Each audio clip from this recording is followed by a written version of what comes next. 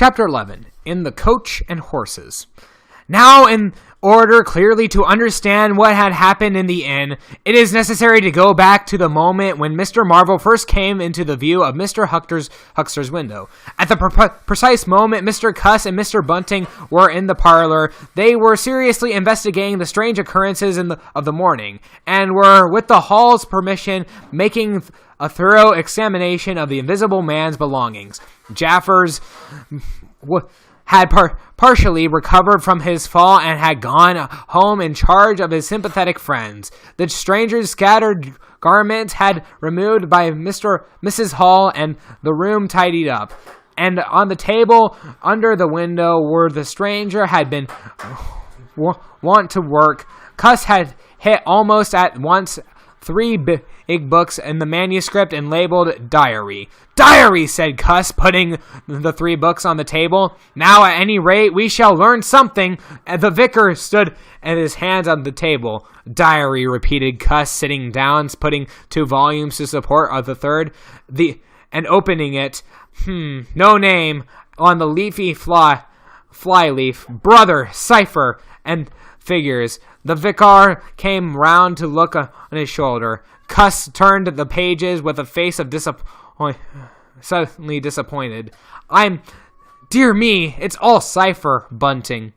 There's no diagrams, asked Mr. Bunting. No illustrations, throwing light. See yourself, said Mr. Cuss. Some of it's mathematical, and some of it's Russian, some such language, to judge by the letters, and some of it's Greek. Now the Greek, I thought you...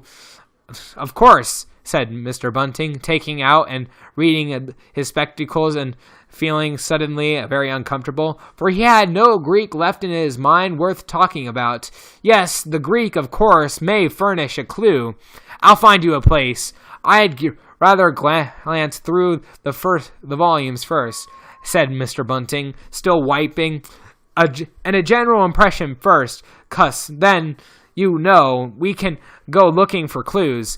He coughed and put on his glasses, arranged them fastidiously, coughed again, and watched something would happen to avert the seemingly inevitable exposure. Then he took the volume Cuss had handed him in a leisurely manner, and then something did happen. The door opened suddenly. Both gentlemen started violently, looked around, and were relieved to see a sporadically rosy face beneath the furry silk hat. Tap? Asked the face, stood staring. No, said both gentlemen at once. Over the other side, my man, said Mr. Bunting. And please shut that door, said Mr. Cuss irritably. All right, said the intruder, and as it seemed in a low voice, curiously different from the huskiness of the first inquiry. Right you are, said the intruder from the former voice. Stand clear, and he vanished and closed the door. A sailor, I should judge, and Mr. Bunting, amusing fellows, they are. Stand clear, indeed, a nautical term, referring to getting back out of the room, I suppose. I dare say so, said Cuss. My nerves are all loose today. It quite made me jump, the door opening like that. Mr. Bunting smiled as if he had not jumped, and now he said with a sigh, these books. Someone sniffed as he did so. One thing is indisputable, said Bunting, drawing up a chair next to that of Cuss. There certainly could have been very strange things happen in Iping during the last few days. Very strange. I cannot, course, believe the absurd invisibility story. It's incredible, said Cuss. Incredible. But that the fact remains that I certainly saw down his sleeve. But are you sure? Suppose a mirror, for instance, hallucinations for so easily produced. I don't know if you have ever seen really good conjurer. I won't argue again, said Cuss. We've thrashed about, Bunting, and there's these books. I've had some. Here's some of what I taken to Greek. Greek letters, certainly. He pointed to the middle of the page, and Mr. Bunting flushed suddenly, brought his face nearer, apparently finding some difficulty in his glasses. Suddenly he became aware of the strange feeling at the nape of his neck. He tried to raise his hand, and encountered an immovable resistance. The feeling of curious pressure, the grip of a heavy, firm hand, bore his chin irresistibly to the table. "Don't move, little man," whispered a voice, "or I'll brain you both." He looked into the face of Cuss, close to his own. Each saw a horrified reflection of his own sickly astonishment. "I'm sorry to handle you so roughly," said the voice, "but it's unavoidable. Since when did you learn to pry into the investigator's private memoranda?" said the voice, and the two chins struck to the table simultaneously, and two sets of teeth rattled. "Since when did you learn to invade the private rooms of a man in misfortune?" And the concussion was repeated. "Where have they put all my clothes?" "Listen," said the voice. The windows and fastened. I have taken the key out of the door. I am certainly a strong man, and you have the poker handy. Besides being invisible, there is not the slightest doubt that I could kill you both and get away quite easily if I wanted to. Do you understand? Very well. If I let you go, I will not promise you not to try nonsense that you do with. I tell you." The vicar with that doctor looked at another, and then the doctor pulled a face. "Yes," said Mr. Bunting, and the doctor repeated it. Then the pressure on their necks relaxed. The doctor and the vicar sat up, and both very red in the face and wriggling their heads. "Please keep sitting where you are," said the Invisible Man. "Here's the poker, you see. When I came into this room," continued the Invisible Man, after presenting the poker to the trip of the nose and the visitors, "I did not expect to find it occupied, and I expected to find, in addition to my books and memoranda, an outfit of clothing. Where is it? No, don't rise. I can see it's gone. Now, just at present, though the days are quite warm enough for the Invisible Man to run out stark, the evenings are quite chilly. I want clothing and other accommodation, and I must also have those 3 books." Chapter 12. The Invisible Man loses his temper. It is unavoidable that at this point the narrative should break off again, for a certain very painful reason that will presently be apparent. While these things are going on in the parlor, and while Mr. Huckster is watching Mr. Marvel smoking his pipe against the gate, not a dozen yards away were Mr. Hall and Teddy Humphrey discussing a state of cloudy puzzlement and the one-iping topic. Suddenly, there came a silent thud against the door of the parlor, a sharp cry, then silence. "Hello," said Teddy Humphrey. "Hello," from the tap. Mr. Hall took things in slowly but surely. "That ain't right," he said, and came round from behind the bar at the parlor door. He and Teddy approached the door together, with intent faces, their eyes considered. "Some'at wrong," said Hall, and Humphrey nodded in agreement. Whiffs of an unpleasant chemical odor met them, and then there was a muffled sound of conversation, very rapid and subdued. "You are all right there?" asked Hall, rapping. The muttered conversation ceased abruptly. For a moment of silence, then the conversation resumed. In hissing whispers, then a sharp cry of, "No, no, you don't!" Then there came a sudden motion of the oversetting of a chair. A brief struggle, silence again. What the deuce?" exclaimed Humphrey. "Sotto voce." "You all right there?" asked Mr. Hall sharply again. The vicar's voice answered with a curious jerking intonation. "Quite right. Don't interrupt." "Odd," said Mr. Humphrey. "Odd," said Mr. Hall. "Says don't interrupt," said Mr. Humphrey. "I heard," said Mr. Hall. "And a sniff," said Mr. Humphrey. They remained listening. This conversation was rapid and subdued. "I can't," said Mr. Bunting, his voice rising. "I tell you, sir, I will not." "What was that?" asked Henfrey. "He says I won't," said Hall. "What? One speaking to us, was he?" "Disgraceful," said Mr. Bunting within. "Disgraceful," said Mr. Henfrey. "I heard it distinct." "Who's that speaking now?" said Henfrey. "Mr. Cuss, I suppose," said Hall. Can you hear anything?" Silence. The sounds with indistinct and perplexing. "The sounds like throwing the tablecloth about," said Hall. Mrs. Hall appeared behind the bar. Hall made gestures of silence and invitation. This aroused Mrs. Hall's wifely opposition. "What if you're listening therefore, Hall?" she asked. "Ain't you nothing better to do, busy day like this?" Hall tried to convey everything by grimaces and dumb show, but Mrs. Hall was obdurate, and she raised her voice, so Hall and Henfrey, rather crestfallen, tiptoed back into the bar, gesticulating to explain to her. At first she refused to see anything in that what they had heard them at all. Then she insisted on Hall keeping silence, while Henfrey told her story. She was inclined to think of the wholesome business nonsense. Perhaps there was just moving the furniture about. "I heard him say disgraceful. That I did," said Hall. "I heard that, Mrs. Hall," said Henfrey. "Like as not," began Mrs. Hall. "Hush," said Mr. Teddy Henfrey.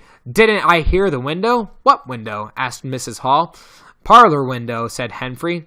Everyone stood listening intently. Mrs. Hall's eyes, directed straight before her, saw without seeing the brilliant oblong of the inn door, the road white and vivid, and Huckster's shop front blistering from the June sun. Abruptly, Huckster's door opened and Huckster appeared, eyes staring with excitement and arms gesticulating. "Yep," cried Huckster. "Stop, thief!" and ran obliquely across the oblong towards the yard gate and vanished. Simultaneously came a tumult from the parlor and a sound of windows being closed. Hall, Henfrey, and the human contents of the tap rushed out of the pell-mell into the street. They saw someone whisk around the corner toward the road, and Mr. Huckster executing a complicated leap in the air that ended on his face and shoulder. Down the street, people were standing astonished, running towards them. Mr. Huckster was stunned. Henfrey stopped to discover this, but Hall and the two laborers from the tap rushed at once from the corner, shouting incoherent things, and Mr. Marvel vanishing by the corner of the church wall. They appeared to have jumped into the impossible conclusion that this was the invisible man suddenly become visible, and set off once along the lane in pursuit. But Hall had hardly run a dozen miles before he gave a loud shout of astonishment and went flying headlong sideways, clutching one of the laborers and bringing him to the ground. He had been charged just as one charges a man at football. The second laborer came round the circle, stared, and conceiving that Hall had humbled over his own accord, turned and to resume the pursuit, only to be tripped by the ankle just as Huckster had been. Then, as the first laborer struggled to his feet, he was kicked sideways by the blow that might have fell on an ox. As he went down, the rush of the direction of the village green came around the corner.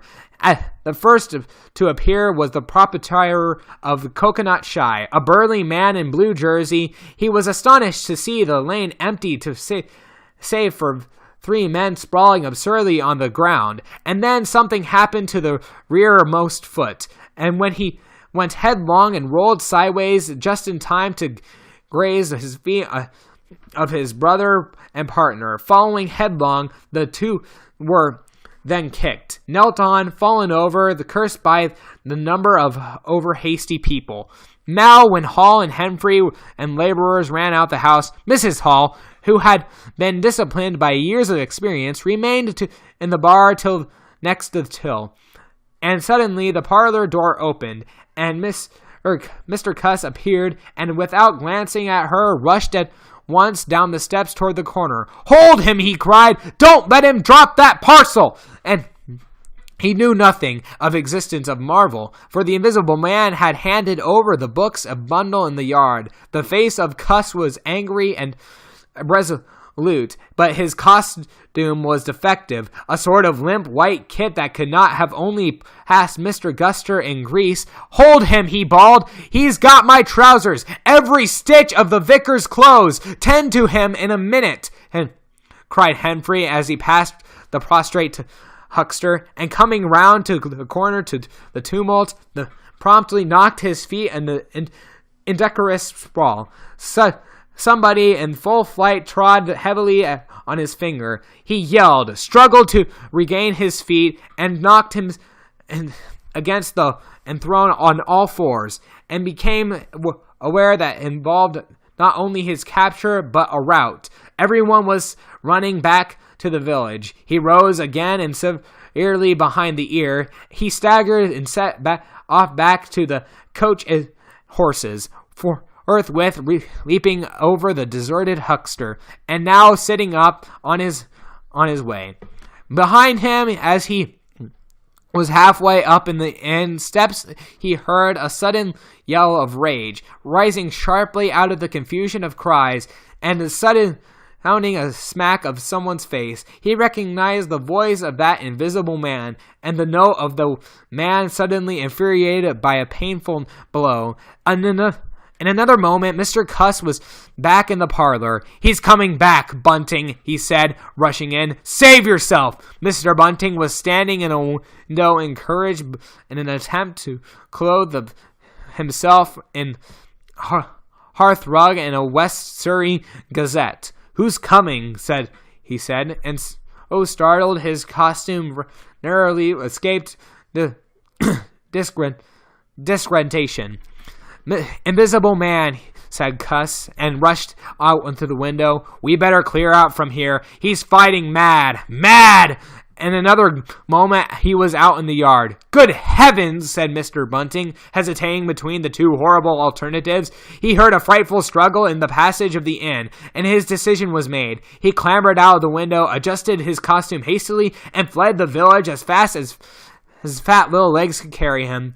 From the moment the Invisible Man screamed with rage and Mr. Bunting made his memorable flight up the village, it became impossible to give a consecutive account for affairs in Iping. Possibly the Invisible Man's original intention was simply to cover Marvel's retreat with clothes and books, but his temper, at no time very good, seems to have gone completely at some chance blow, and forthwith he set some smiting and overthrowing. He set for the mere satisfaction of hurting. You must figure the full street of running figures, the doors of slamming and flights of hiding places. You must figure the tumult suddenly striking an unstable equilibrium and old Fletcher's planks and two chairs, with cataclysmic results. You must figure an appalled couple caught dismally in a swing, and then the whole tumultuous rush and past in the Iping street with the grads and flags is deserted, save for all the raging unseen and littered with coconuts, overthrown canvas screens, and scattered stock in trade sweet stuff stall. Everywhere there was a sound of closing shutters and shoving bolts, and only visible humanity was an occasional flitting eye under a raised eyebrow in the corner of a window pane. The Invisible Man amused himself for a while by breaking all the windows in the coach and horses, and then he thrust a street lamp through the parlor window of Mrs. Gribble.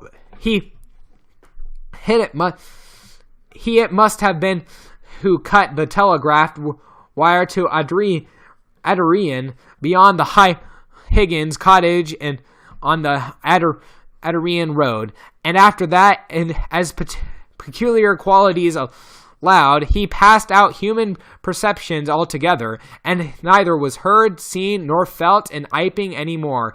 He vanished absolutely. But it was the best part of 2 hours before any human being ventured out into the desolation of Iping Street.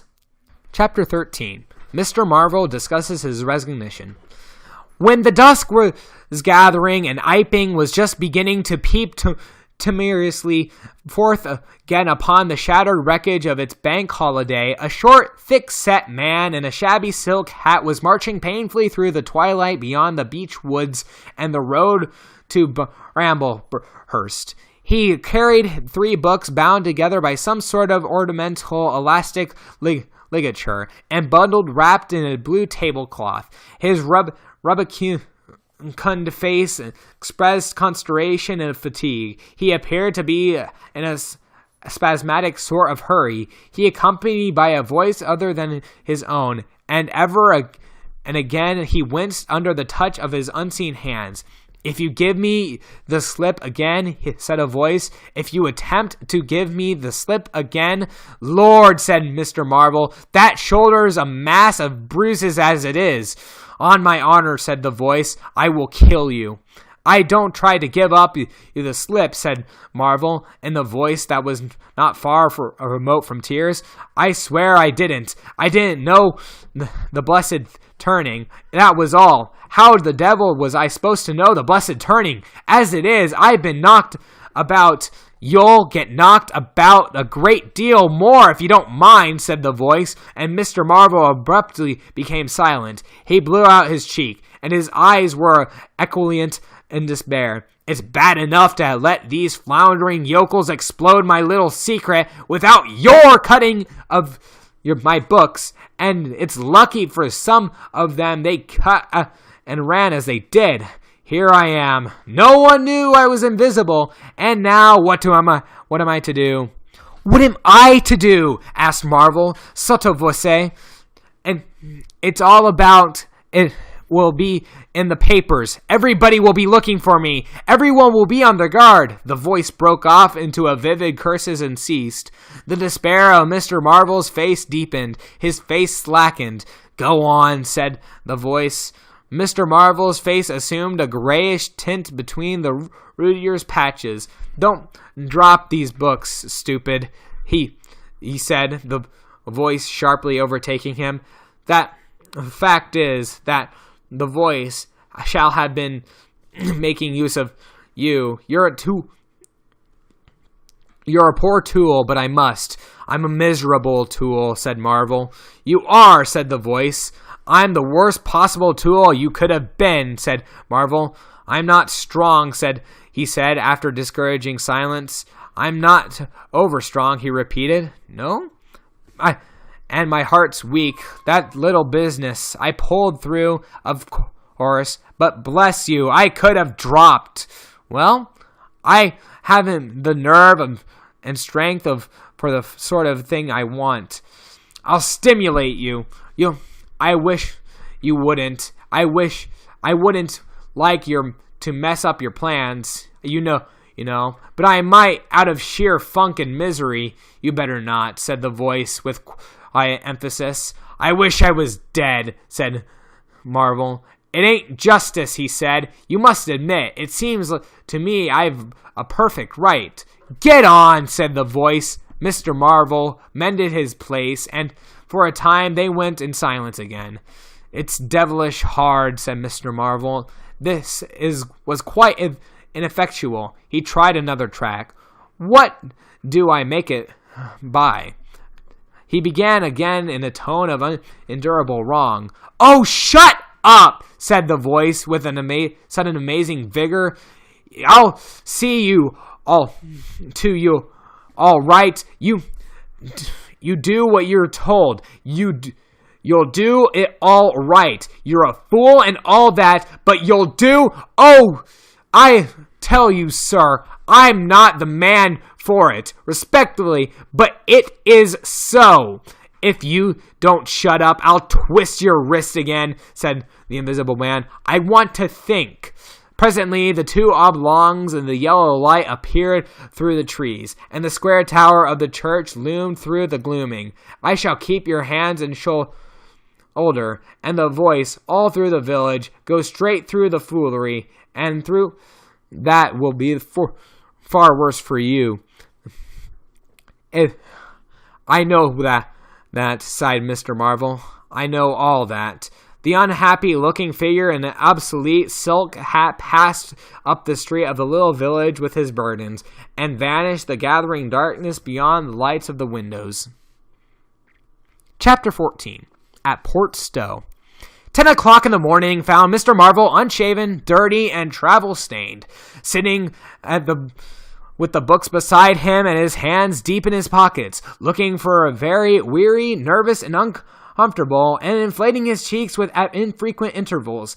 And on some bench outside the little inn on the outskirts of Port Stowe, beside him were books, but now they were tied with a string. The bundle had been abandoned in pine woods beyond Bramblehurst, and in accordance with the change of plans of the Invisible Man, Mr. Marvel sat on a bench, and although no one took the slightest notice of him, his agitation remained at fever heat.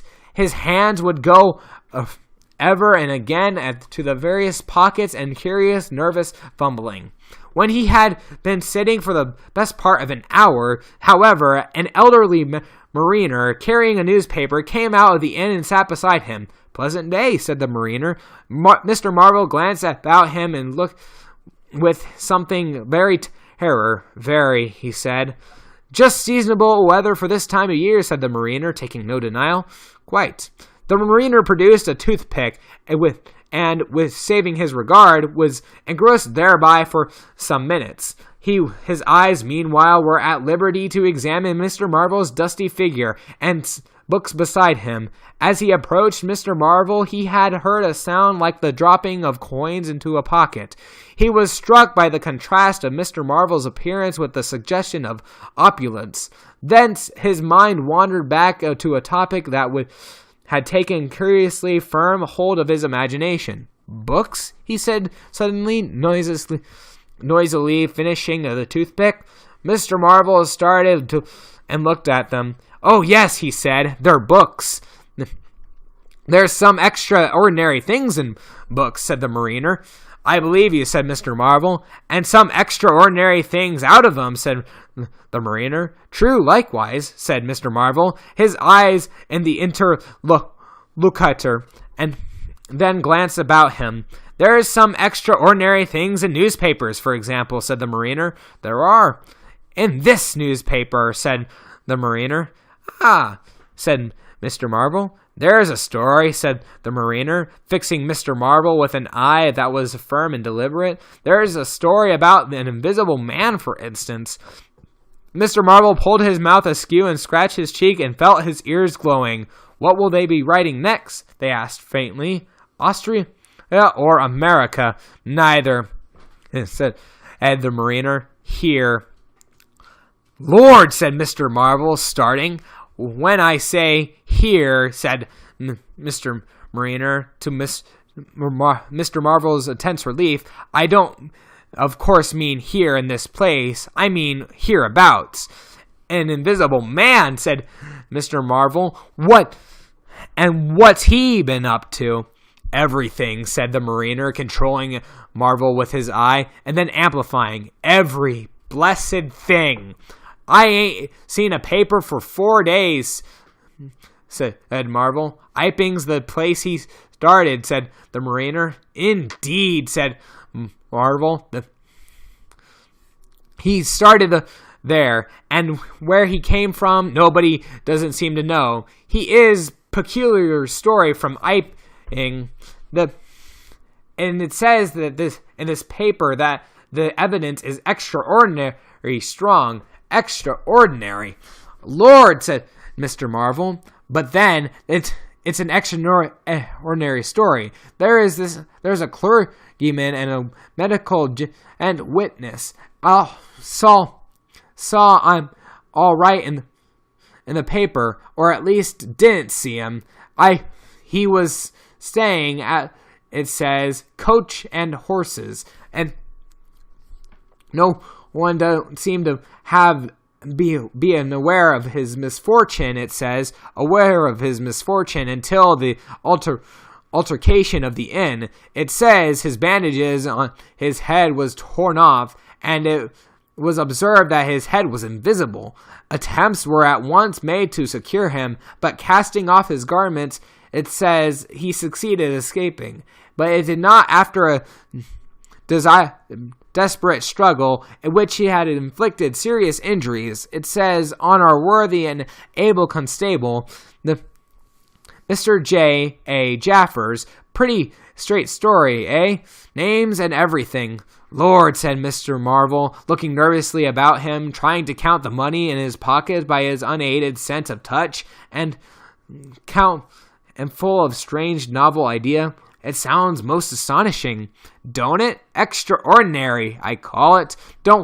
Never heard of an invisible man before. I haven't, but nowadays one hears of such extraordinary things. That all he did? He asked Marvel, trying to seem at his ease. It's enough, ain't it? Said the mariner. Didn't go back by any chance? Asked Marvel. Just escaped, and that's all, eh? All, said the mariner. Why, ain't it enough? Quite enough, said Marvel. I should think it was enough, said the mariner, and I should think it was enough. He didn't have any pals. Didn't say he had any pals, does it? Asked Mr. Marvel anxiously. Ain't one of them sore enough for you? Asked the mariner. Thank heavens, no. As one might say, he didn't. He nodded his head slowly. It makes me regular comfortable to bear the thought of the chap running about the country. He is at present at large from the certain evidence that it is supposed that he has took. I suppose they mean the road to Port Stowe. You see, we are right in it. None of your American wonders this time. And just think of the things he might do. Where'd you be if he took a drop over and above had a fancy to go for you? Suppose he wants to rob. Who can prevent him? He can trespass. He can burgle. He could walk through a cordon of policemen as easy as you or me and give the slip to a blind man. Easier for these are blind chaps to hear uncommon sharp, I'm told. And wherever there was liquor, he fancied, there is a tremendous advantage, certainly, said Mr. Marvel. And, well, you're right, said the mariner. He has. All this time, Mr. Marvel had been glancing about him intently, listening for faint footfalls, trying to detect imperceptible movements, and he seemed on the point of some great resolution. He coughed behind his back. He looked about him again, listened towards the mariner, and lowered his voice. The fact of that is, I to know just a thing or two about this invisible man from private sources. Oh? Said the mariner, interested. You? Yes, said Mr. Marvel. Me. Indeed, said the mariner, and I may ask. You'll be astonished, said Mr. Marvel behind his hand. It's tremendous. Indeed, said the mariner. The fact is, began Mr. Marvel eagerly in a confidential undertone. Suddenly his expression changed marvelously. Ow, he said, and he stiffly rose in his seat. His face was eloquent of physical suffering. Wow, he said. What's up? Said the mariner, concerned. Toothache, said Mr. Marvel. He put his hand to his ear. He caught hold of his books. I must get going on, I think, he said. And he edged in a curious way along the seat of his interlocutor. But you was just going to tell me about this here invisible man?"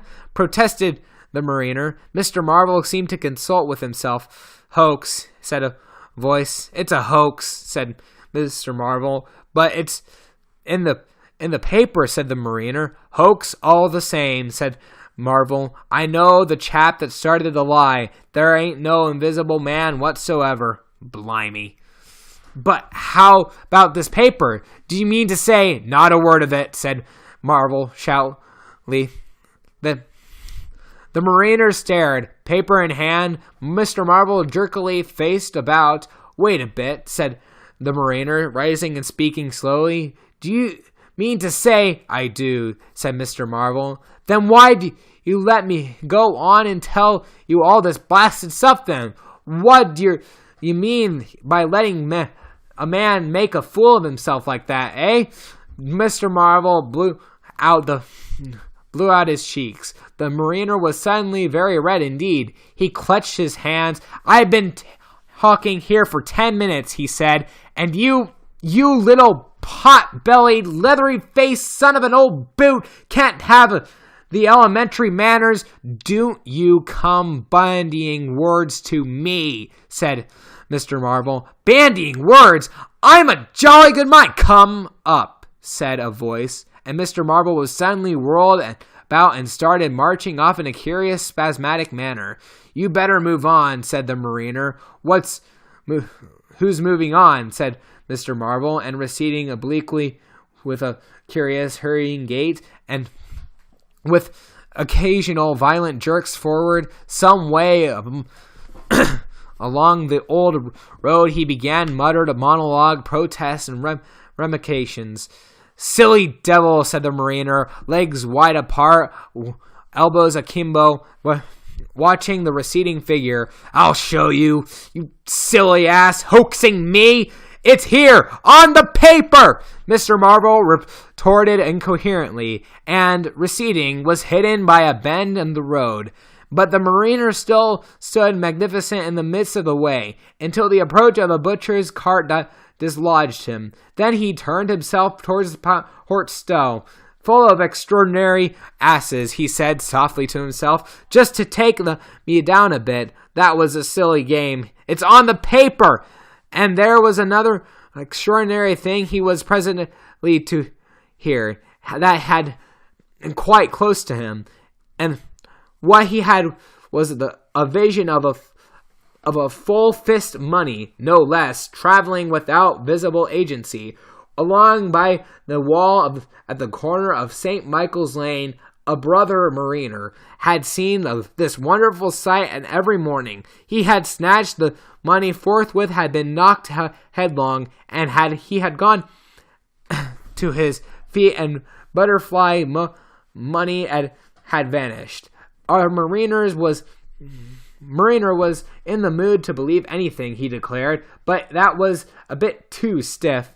Afterwards, however, he began to think things over. The story of the flying money was true, and all about that neighborhood, even from the August London and Country Banking Company, from the tills of shops and inns, doors standing in that sunny weather entirely open, money had been quietly and extensiously making off that day in handfuls and relau, floating quietly along by walls and shady places, dodging quickly and approaching the eyes of men, and had it no man had traced it, invariably ended by a mysterious flight and pocket of that agitated gentleman in the obsolete silk hat, sitting outside in the little inn of the outskirts of Port Stowe. It was 10 days after, and indeed only when Burdock's story was already told, the mariner collated these facts and began to understand how near he had been to the wonderful invisible man. Chapter 15. The Man Who Was Running.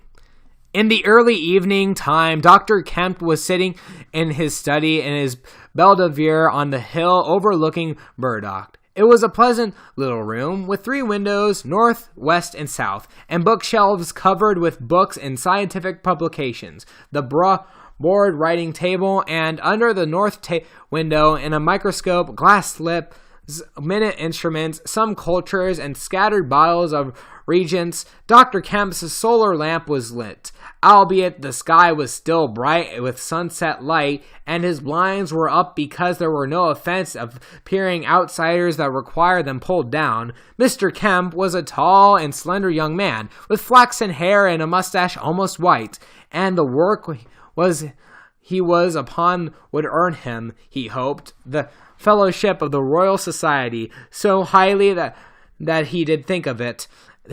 And his eye, presently wandering from his work, caught sunset blazing at black of the hill almost against his own. For a minute perhaps he sat, pen in mouth, admiring the rich golden color above the crest, and then his attention attracted by little figure of a man, inky black, running over the hill brow towards him. He was a shortish man, and he wore a high hat, and he was running so fast that his legs verily twinkled. Another one of those fools, said Dr. Kemp, like that ass who ran into me this morning around the corner, with the visible man a-coming, sir. I can't imagine what possesses people. One might think that we here were the 13th century. He got up, went to the window, and stared at the dusky hillside, and a dark figure tearing down. He seems to be confounded hurry, said Dr. Kemp. But he doesn't seem to be getting on. His pockets were full of lead. He could run heavier. Spurted, sir, said Dr. Kemp. In another moment, the higher the villas that had clambered up on the hill from the bird had occulted, and the running figure was visible again for a moment. And again, then again, 3 times between the 3 detached houses, and came the next. And then the Terrans hid him. Asses, said Dr. Kemp, swinging around the heel on walking back on the writing table. Those who saw the fugitive nearer and perceived the abject terror and the perspiring face being themselves in the open roadway did not share the doctor's contempt, and by the man pounded, and as he ran, the chinkled like a well-filled pursuit of that tossed to and fro. He looked neither to the right nor to the left, but his dilated eyes stared straight downhill where the lamps were being lit, and the people were crowded in the street, and his ill-shaped mouth fell apart, his gliery foam lay on his lips, and his breath came hoarse and noisy. All he passed stopped and began staring up to the road and down, and interrogating one another with an inkling of discomfort of reason to haste. And then presently, far up the hill, a dog playing on the road yelped and ran under a gate, and as they still wandered something, a wind, a pad, a sound like a panting breathing rushed by. People screamed, people sprang off the pavement, passed their shouts, it passed by an instinct down the hill. They were shouting by the street before Marvel, halfway there, were bolting into houses and slamming doors behind them. With the news, he heard it and made one last desperate spurt. Fear came striding by. Ahead of him, in a moment, had seized the town. The Invisible Man is coming! The Invisible Man!